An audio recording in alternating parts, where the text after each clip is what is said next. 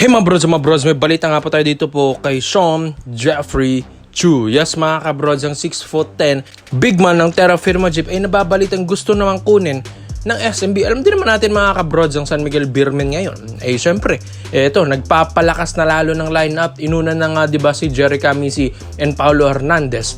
Dito rin mismo, galing sa Terra Firma Jeep mga kabrods, di ba? Inalis nila dyan sina Chris Miller, pati yung Wami Chongso na bumalik na naman sa Jeep. Pero ito, ang SMB hindi pa dito tapos sa kanilang negotiation dito sa Terra Firma Jeep. Dahil may isa pa silang gustong kunin mga kabrods. Ito, big man na si Jeyo Chu. Yes mga kabrods, ayon din kasi sa mga reports and rumors datin, meron ng big man na gustong pakawalan na ito pong SMB. Ayon din sa reports kasi na parang gusto nilang gawing trade asset si Mau Tautua para dito kay Jeyo Chu. Dahil hindi nga rin daw masyadong ramdam Big Mo. Yes mga bros, pagdating ng playoffs wala na. Tapos binibigyan pa ng maayos na minuto pero hindi naman siya binibigyan. Or di niya binibigyan ng maayos na stats or quality minutes. Ito pong SMB. Kaya ang Beermen ngayon gusto na lang ibalik ang kanilang pag-rebuild ng lineup dahil alam natin napapasok na tayo ng Governors Cup 2026. Dahil syempre tapos ng ating Commissioners Cup. Congrats sa Barangay Nebra San Miguel. Kaya ang SMB ngayon mga kabrods gusto naman niya na gustong kunin nila ito pong kampyonato dito sa Governors Cup 2026 dahil napakaaga na exit nila, napakadismayado ng SMB, galit na galit din sa Reynosa na Elasto Painters. Paano ba naman? Binura yung kanilang Grand Slam bid mga kabrods na ginagawa ng Beermen. Kaya itong SMB ngayon gusto nilang bumawi talaga.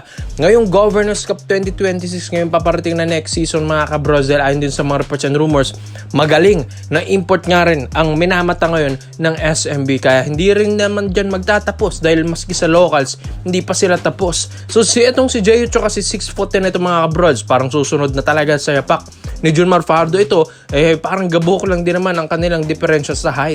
Pero syempre, pagdating naman sa pisikalan, katigasan, syempre dun tayo kay Junmar Fajardo mga bros, iba pa rin yan si Abay. Pero syempre, itong si Jeyo Chu mga kabrods, kakaiba rin namang big man ito. Mas bata kay Mau Tautua, may shooting din, mas malaki rin kay Mau Tautua mga kabrods, kaya okay rin naging trade asset nila si Mau Tautua. And isa pa dito mga kabrods, maski si Mr. Snowbado, matagal na nilang nare-report yan na si Big Mau ay gagawing trade asset talaga ng SMB in time. Baka ito na nga siguro yung best time dahil gusto nga nilang makuha ito pong si Jeyo Chu. So syempre, dami rin namang matutulong nito ni Jeyo Chu. Pagdating naman din sa outside shooting, meron yan. Pagdating din naman sa footwork sa ilalim, meron din yan mga kabrods. Kaya ito, habang itong Hinebra nagsasayang ngayon, syempre champion sila, di ba mga kabrods? Itong SMB, ito naman siyang nagpapalakas naman ngayon. Yes mga bros, gugulatin nila maski itong roster ng SMB, rebuild talaga ito mga kabrods ng maayos na lineup. Kaya itong pong big man or itong young big man na itong si Jeyo Chu, mga kabrods, ilang taon lang din kayang-kayang i-develop yan ng SMB, gagaya ng ginawa nila kay Junmar Fajardo kung paano lumakas at paano nila pinalakas si Junmar, si Abay mga kabrods. Dahil ito pong SMB, magaling talaga mag-develop ng big man yan Dahil syempre andito rin yung mga developmental best coach na mga big man dyan. Kaya lumakas yan si Junmar Fajardo. Ayon din sa reports and rumors, isa rin naman si Danny I.L. Defonso sa mga nagtuturo din dito kay Jeyo Chu, kagaya ng ginawa niya kay Junmar Fajardo din dati ng Petron Blaze na siya ring nagturo kay Junmar noon. Kaya ito mga kabros, magandang future nito ni Jeyo Chu. Sabi nila medyo malambot pa daw pero syempre bata pa yan at marami pa itong room for improvement. Yung panalo kasi dito ng SMB yung height niya. Kaya madali na lang i-develop. May skills naman na itong big man na ito Kaya ikaw sa tingin nyo mga bros, magandang move ba ito para sa SMB at hindi pa sila tapos sa Terra Firma Jeep na makuha si Jeyo Chu? Comment mo lang yung opinion mo dito mga bros at isa-isa natin yan. Dito naman po tayo sa kabilang balita naman natin mga kabrods. Ito, ang Barangay Nebra San Miguel gusto nilang gumamit naman ng ibang import na ngayong Governors Cup 2026. Alam din naman natin na si Justin Brownie, napakampyon ng Barangay Nebra ngayong Commissioners Cup 2026. Kaya congrats sa Barangay Nebra San Miguel, pero hindi pa rin ito tapos ang Ginebra.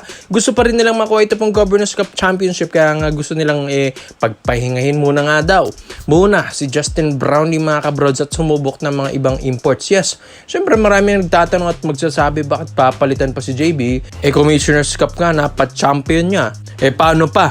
Ito pong Governors Cup. Kaya parang malabo nga doon na palitan nito ulit mga kabrods. Dito sa Governors Cup, ito pong si JB. Dahil syempre, kaya-kaya niya ng pag-championin yan Itong Governors Cup. Pero mga kabrods, ito po kasing si KJ McDaniels, matagal na itong gustong kunin ni na coach Tim Cone and Boss Al Francis Chua. Yun yung mga time na hindi na napachampion ni Brownie ang Ginebra ng mga 3 years ago. Dahil syempre, ang tagal din nung nakapag-champion ulit ang Ginebra, di ba? Pero yun nga, gusto rin na naman nilang subukan muna. Ito pong si KJ McDaniels, mga brods, kung effective, why not? Pero kung hindi, edi si JB ulit. Di ba wala namang mawawala Pero itong Ginebra, gusto lang din naman mag-experiment dahil nga itong si JB, hindi na rin naman mga bata yan, mga kabrods. Although yes, okay, napilit niya yung kanyang edad na mapapa-champion ulit ng Ginebra.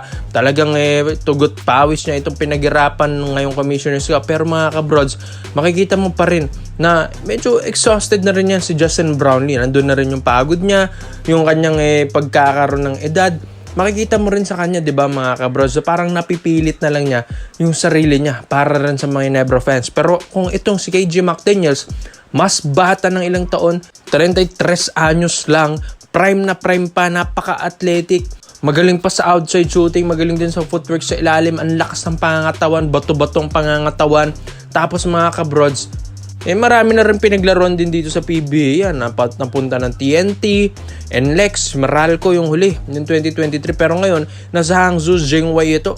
Nasa CBA. Pero alam nyo ba mga bros, alam nyo ba na ito si KJ McDaniels, dating NBA player yan? Yes mga bros, kaya ganyan yan kagaling, ganyan ka-athletic yan. Dunker, napakataas tumalon, magaling sa depensa, magaling sa opensa. Kumbaga all-around na player. Pero mas malakas ito, mas matigas ito kaysa Justin Brownlee at mas athletic ito kay JB. Yes mga brods, yes, magaling na talaga pero mas scorer nga lang yan si Brownlee. Pero kung gugustuhin ng Ginebra, napagpahingahin muna na siguro ng mga ilang games itong si Justin Brownlee at mag-experiment sila kay KJ McDaniels, why not mga kabrods? Wala namang mawawala. Dahil yun nga ang Ginebra at itong si Boss Al Francis Chua, sabi nga nila, kailangan mo talaga ng meron kang reserve tire.